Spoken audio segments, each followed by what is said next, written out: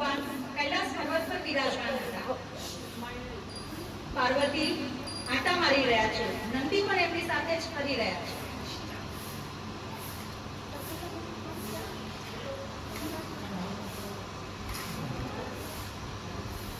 નંદી, હું સ્નાન કરવા જઈ રહી છું. બહાર ઉભો રહેજે અને જોજે કોઈ અંદર પ્રવેશ ના કરે. હા, શું આજ્ઞા કરતા?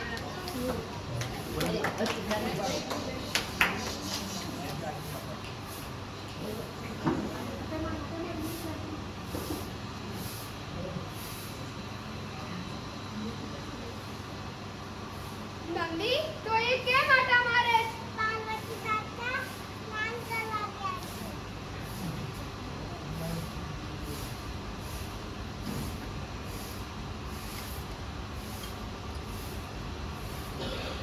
નંદી, મેં તને ના પાડી હતી ને કે અંદર કોઈને ના આવવા દે, તો તું તે કેમ આવવા દીધા?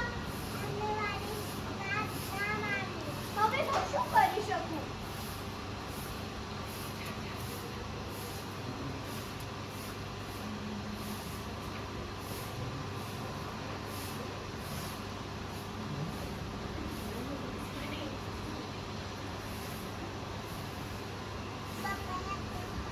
ગણ, આજથી તું મારો પુત્ર છે. માતા ક્યાં?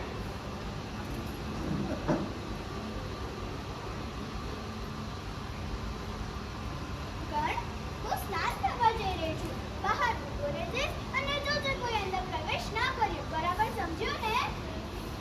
હા માતા, જોયા આજ્ઞા માતા.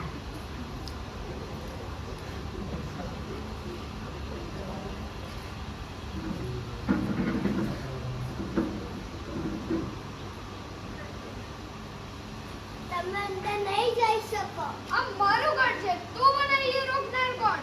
પાર્વતી માતાને કોઈને અંદર જવાની ના પાડી છે. નંદી,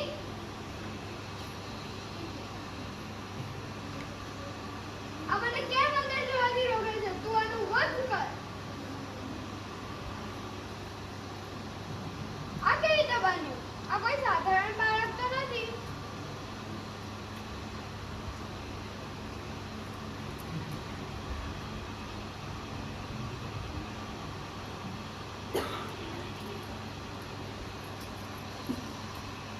યકુબા, અમારા પુત્રને શું થઈ ગયું? આ તમે શું કર્યું? તમે મારા પુત્રનો વધ કરી નાખ્યો. જો અગર તમે મારા પુત્રને હમણાં જીવિત ના કરો તો બ્રહ્માંડનો વિનાશ કરી નાખીશ. શાંત થાઓ પાર્વતી, શાંત. તમે આ બ્રહ્માંડનો વિનાશ ના કરશો. હું બ્રહ્માંડનો વિનાશ ત્યારે જ નહીં કરું જ્યારે ભગવાન શિવ મારા પુત્ર ગણને જીવિત કરશે. નંદી, શિવજીનો ગુસ્સો શાંત થતા તેમને ભૂલ સમજાય છે અને પુત્રને પુનર્જીવિત કરવા સંમત થાય છે. નંદી, તું રસ્તામાં જા અને તને જે પણ પહેલું પ્રાણી મળે જેનું માથું ઉત્તર દિશા તરફ હોય તેને લઈ આવ.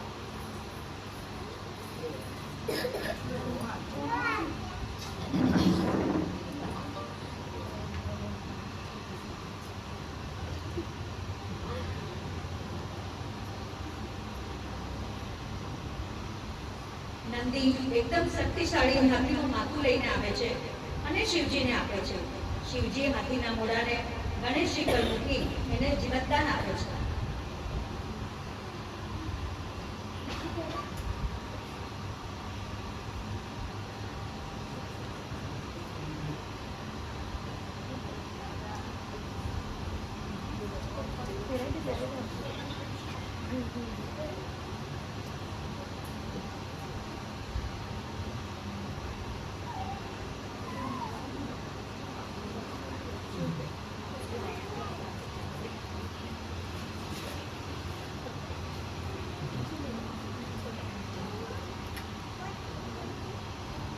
આજથી તો અમારો પુત્ર ગણેશ.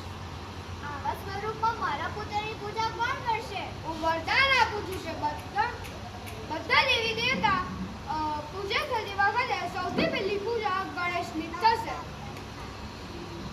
અને એ જ દિવસથી ગણેશ આપણા વિઘ્નહર્તા પાર્વતી નંદન ગણેશ સૌપ્રથમ પૂજાતા થયા.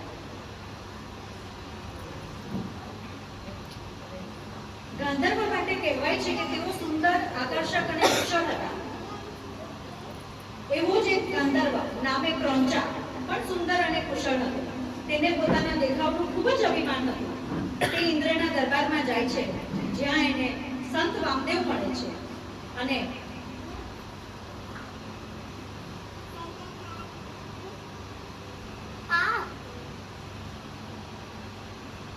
ક્રોંચા, તે મારો અપમાન કર્યું. ક્રોંચા, હું તને શ્રાપ આપું છું કે તારી સુંદરતા જતી રહેશે અને તું ઉંદર બની જશે.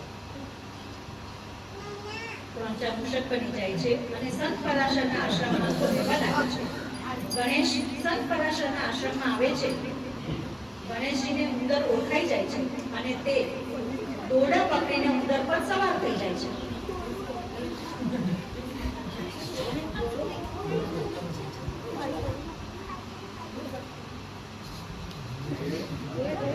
ગણેશજીના પવિત્ર સ્પર્શનો ક્રોંચાને અનુભવ થાય છે. ગણેશનું વજન બહુ જ લાગતા પોતે કચડાઈ જશે અને પ્રભુને પ્રાર્થના કરે છે.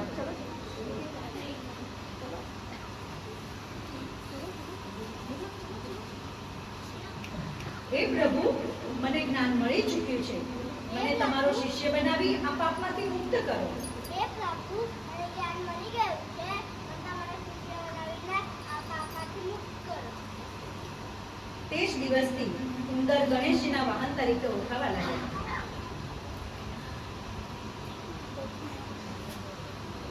ત્રીજું દ્રશ્ય અહીંયા શરૂ થાય છે.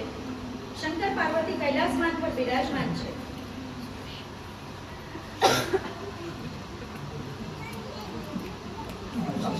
અને નારદજી શિવ પાર્વતીને મળવા આવે છે.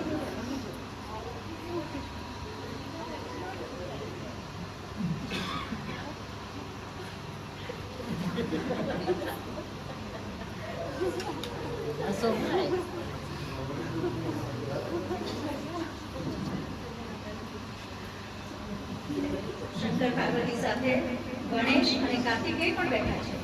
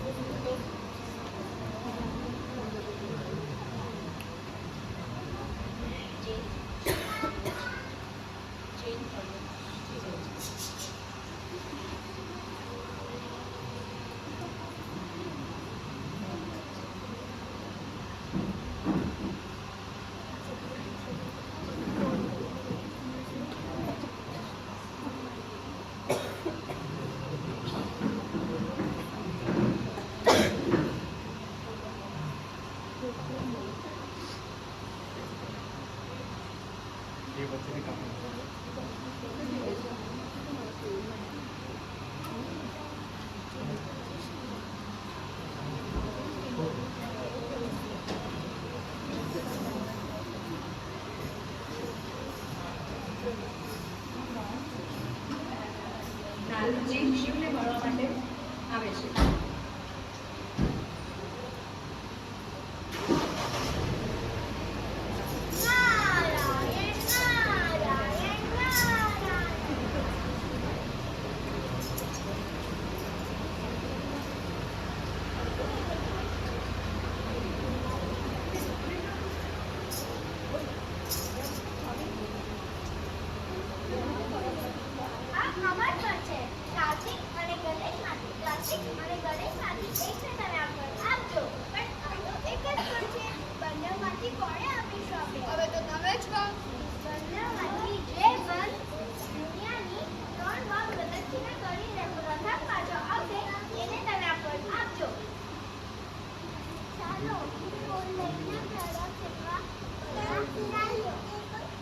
કાર્તિકેય પોતાનું વાહન મોરને લઈને બ્રહ્માંડની પ્રદક્ષિણા કરવા નીકળી પડ્યો.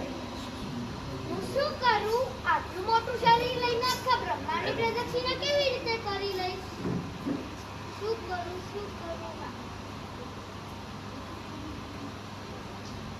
ગણેશજી શંકર પાર્વતીની જ પ્રદક્ષિણા કરવા લાગ્યા.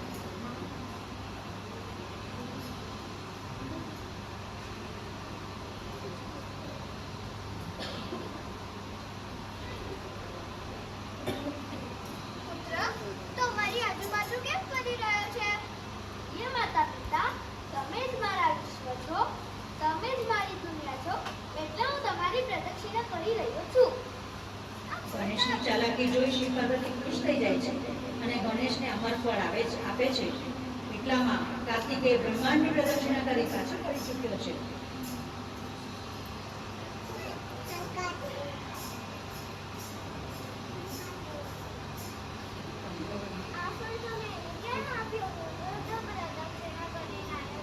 સારી વાત છે કાર્તિકે, તું પણ આખી બ્રહ્માંડની પ્રદક્ષિણા કરી રહ્યા છે. બટ ગણેશને અમને જ આખી બ્રહ્માંડ સમજીને અમને જ પ્રદક્ષિણા, અમારી જ પ્રદક્ષિણા કરી, એટલે આપણનો સાચો અધિકાર ગણેશ જ છે. કાર્તિકેય ગુસ્સામાં નીકળી જાય છે અને એ જ દિવસથી ગણેશની આપણે વંદના કરીએ છીએ. દ્રશ્ય 4. ગણેશ ચતુર્થીના દિવસે ગણેશજીને ખૂબ મીઠાઈ મળી, તેથી તેઓ મીઠાઈ ખાવા બેસી ગયા.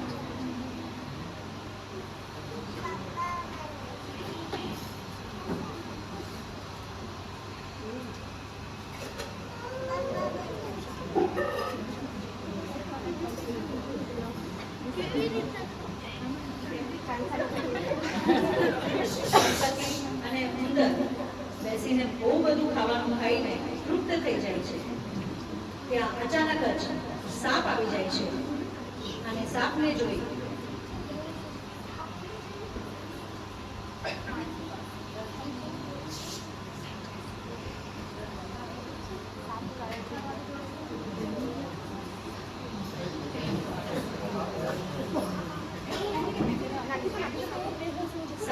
બંને ગભરાઈ જાય છે અને પડી જાય છે. ગણેશજીનું પેટ એટલું બધું પ્રસન્ન ભરાઈ ગયું છે. ગણેશજી કોઈને ના દેખાય એટલા માટે સાપને કમર પર બાંધી દે છે અને રાત પડવાની રાહ જોવા લાગે છે કે જેથી કોઈ એમની મજાક ના ઉડાવે. હવે મારે રાત પડવાની રાહ જોવી પડશે. ત્યાં જ ચંદ્ર આકાશમાં દેખાયો.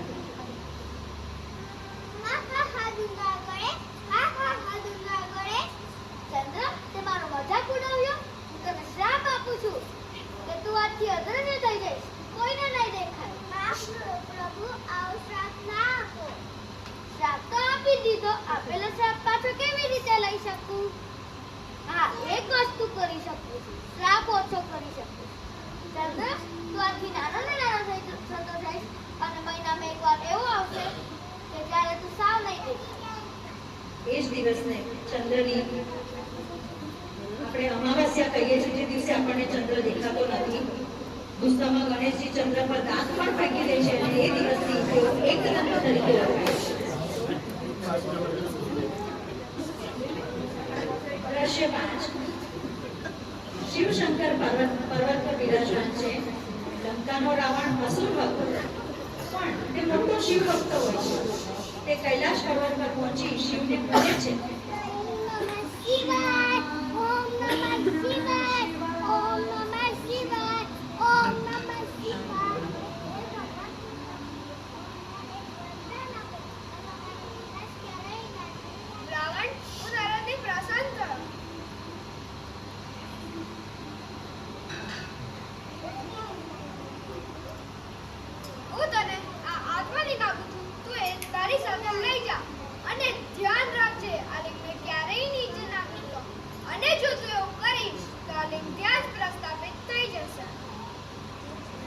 ભદ્રદેવો વિચારમાં પડ્યા કે આ આત્માલિંગ રાવણની શક્તિમાં વધારો કરશે અને એ આત્માલિંગ જો લંકા લઈ જશે તો ક્યારેય એનો વિનાશ નહીં થાય. સૌ ગણપતિ પાસે જાય છે અને કહે છે, દેવાધિદેવ ગણપતિ, તમે અમને આ રાવણથી બચાવો, કંઈક ઉપાય કરો.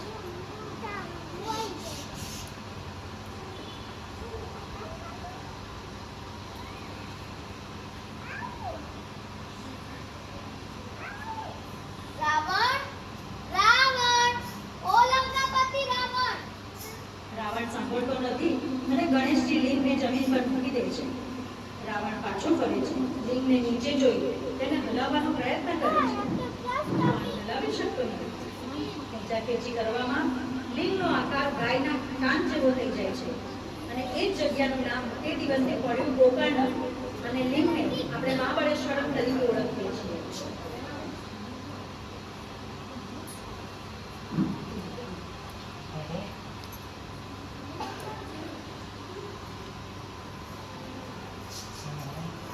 દ્રશ્ય બદલાય છે. માણસે ક્યારેય પણ અનુચિત ભૌતિક આધ્યાત્મિક સિદ્ધિનું અભિમાન ન કરવું જોઈએ. કુબેરને પોતાના ધનનું ખૂબ જ અભિમાન હતું. શિવ પાર્વતી કૈલાશ પર વિરાજમાન છે ત્યાં કુબેર ધનના ભંડારી ત્યાં પધારે છે.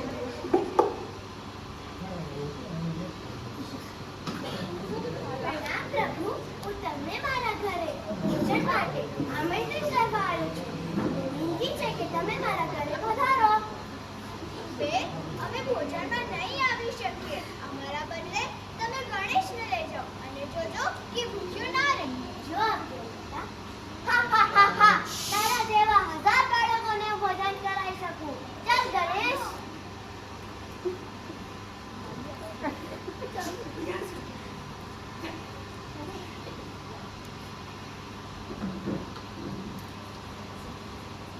કુબેર જાત જાતના ભોજન પીરસે છે અને ગણેશ બંને હાથે ભોજનનો આનંદ માણે છે.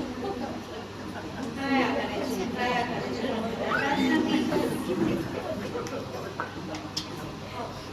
ખાવાનું ખૂટી જાય છે. આજુબાજુ બહારથી પણ કુબેર ખૂબ ખાવાનું મંગાવીને આપે છે. હજુ આપો. પણ ગણેશને સંતુષ્ટ જ નથી થતા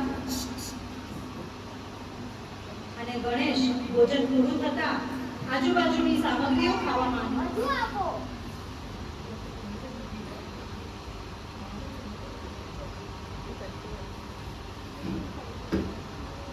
હજુ આપો. હે ગણેશ, તમને તો ભોજનની બધી થાળીઓ ખાઈ લીધી. હવે હું તમને શું આપું? તમે આ શું કરો છો? કુબેર, તમે મારા માતા પિતાને વચન આપ્યું છે કે તમે મને પૂરું ભોજન કરાવીને તૃપ્ત કરશો. પણ મને તો સંતોષ જ નથી થયો. મને હજુ ભૂખ લાગી છે. એના લીધે મારે આ બધી વસ્તુઓ ખાવી પડે છે. હવે મારે પ્રભુ શિવ પાસે જવું પડશે. કુબેર શિવ પાસે જાય હે છે. પ્રભુ, મને ગણેશથી બચાવ. શાંત થા કુબેર, શાંત થા. તું તારા અભિમાનથી મુક્ત થા. હું તને આ મુઠ્ઠી પર ચોખા આપું છું. તું એને ગણેશને પ્રેમથી ખવડાવી દે. કુબેર ચોખા લઈ ગણેશ પાસે પહોંચે છે અને નમીને વિનમ્રતાથી ચોખા ખાવા આપે છે. એ ગણેશ, આ લો. દાણા પછી દાણો પેટમાં જતા ગણેશજીને તૃપ્તિનો ઉદ્ગાર આવે છે અને ગણેશજી આપણે સંતુષ્ટ થયા. અહીં આપણી નાટિકાનો અંત આવે છે પણ હજુ પરફોર્મન્સ બાકી છે માટે બેસી રહેજો.